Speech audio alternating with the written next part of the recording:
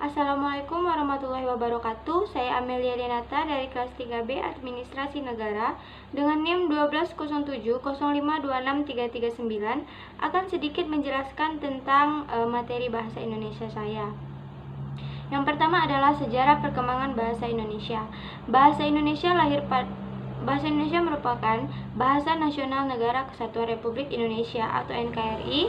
Bahasa Indonesia lahir pada tanggal 28 Oktober 1928 pada saat Sumpah Pemuda dibuat. Dalam salah satu butir Sumpah Pemuda yang berbunyi, bahasa Indonesia adalah bahasa Persatuan Negara Republik Indonesia. Bahasa Indonesia berasal dari bahasa Melayu yang semakin lama semakin pesat seiring berjalannya waktu dan masuknya agama Islam ke Nusantara.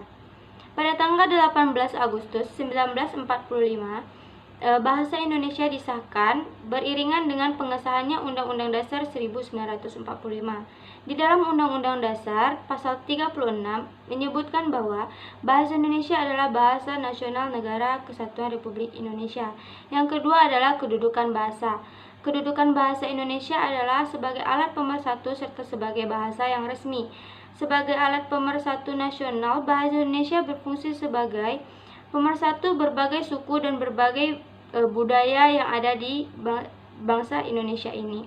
Yang ketiga ada fungsi bahasa. Fungsi bahasa itu tersendiri artinya sebagai alat berinteraksi dengan manusia, alat untuk berpikir, serta alat untuk menyalurkan arti dari kepercayaan masyarakat itu sendiri. Selain sebagai alat komunikasi, bahasa juga sebagai alat untuk ilmu pengetahuan. Yang keempat adalah arti bahasa. Arti bahasa adalah alat komunikasi yang dimiliki oleh setiap manusia berupa sistem bunyi yang berawal dari mulut manusia itu sendiri. Bahasa juga merupakan kumpulan dari berbagai kata di masing-masing mulut manusia yang memiliki makna yang abstrak dengan suatu konsep. Yang kelima adalah fungsi bahasa.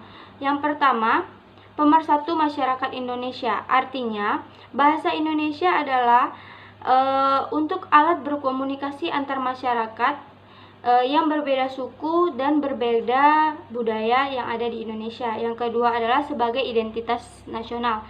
Artinya adalah bahasa Indonesia adalah bahasa yang dipakai pada sehari-hari. Artinya, bahasa Indonesia itu tersendiri sebagai ciri khas dari negara itu. Yang ketiga, kebanggaan bahasa Indonesia. Artinya dari berbagai perbedaan suku yang ada di Indonesia, bahasa Indonesia lah sebagai alat berkomunikasinya antar perbedaan suku yang ada di Indonesia. Yang keempat adalah untuk alat berkomunikasi. Maksudnya di sini adalah alat untuk saling berinteraksi antar masyarakat yang berbeda suku dan budaya yang ada di Indonesia. Sekian penjelasan dari saya. Bila ada salah dalam pengucapan dan penjelasan, saya mohon maaf. Saya akhiri. Assalamualaikum warahmatullahi wabarakatuh.